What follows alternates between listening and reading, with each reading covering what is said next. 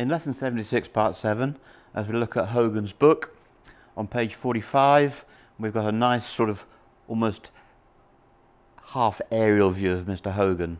And what he's demonstrating here is that the shoulders have coiled through about 90 degrees. There's also a lovely relationship between the left forearm and the shaft of 90 degrees, so that's always a good sign at the top of the swing, even if the club doesn't go all the way. But when the shoulder turn is full, everything is behind the ball.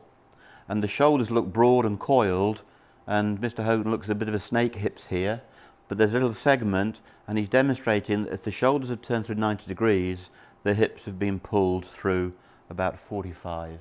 So that's not a bad picture. Now, this little teaching aid, some of you might have seen before. In the old days, I used to do it with a comb, but I don't use a comb these days, so I have to do it with the £20 note. So if I take the £20 note, and it's straight, and I twist the top of it through 90 degrees, can you see what happens? The middle of the £20 note is pulled through 45 degrees. So the lovely thing is, if the posture is really good, the simple rotation of the shoulder coil gives you a physical response right down to the soles of your feet. So you don't have to resist in the hips or activate the hips. If the shoulders coil, the hips work perfectly. You've only got to have slightly poor posture like Colin Montgomery, and you can see it doesn't work. The thing gets crumpled and you're down at the chiropractor's on Monday morning. The beauty of good posture is this, that when the shoulder coils, everything, so mentally and physically, you don't have to worry from the neck down. If the shoulders coil, all is good. So Mr. Hogan is showing us that very clearly in this sort of aerial view. We can sense the rotation of the shoulders, the torque. We can see the reeves in his t-shirt here. He's wound up like a spring. His feet are also aligned as they were at a dress. Right foot's pretty square, left foot turned out. So that's where the power starts to come from.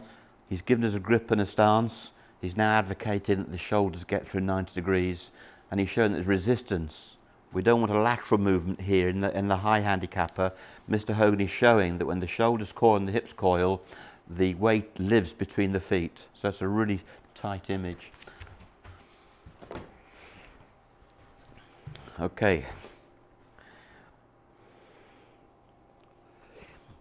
So I'm going to try and do with my shoulders what I did with the £20 note. The shoulders are going to coil. Now I think you can see, as I mimic Hogan, my hips have coiled. If I show you face on, and I put a line there, when I coil, the hip appears to move this way. And the stack and tilt boys get in a right mess here. They think that's a lateral movement to this side. It is not.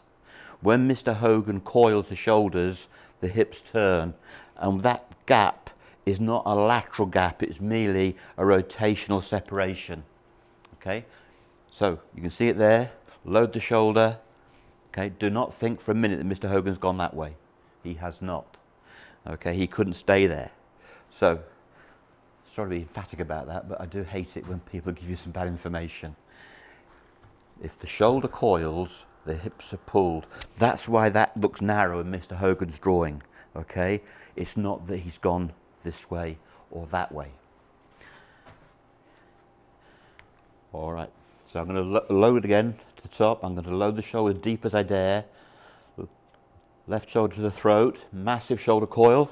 My torso's stretched, my hips are coiled, my glutes are fired. Have a guess who said that? And now I can release the club. Stay at the top a bit too long, but you can see the point. So I'll do one from face on. The shoulder coils. You can see the way the hips have worked. That hip moves in, simply because I've rotated, it hasn't done that.